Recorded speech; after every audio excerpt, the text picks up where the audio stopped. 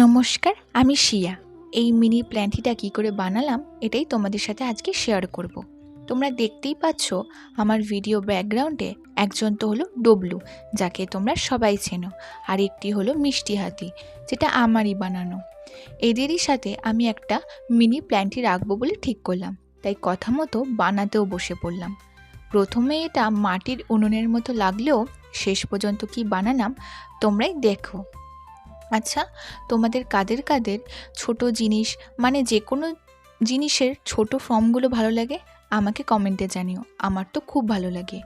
আর এই মিনি প্ল্যানটায় আমি কি দিয়ে সাজাতে পারি আমাকে আইডিয়া দিও তো, আমার তো মাথাতেই আসছে না। সাথে দুটো ব্যাঙের ছাতাও বানিয়েছি।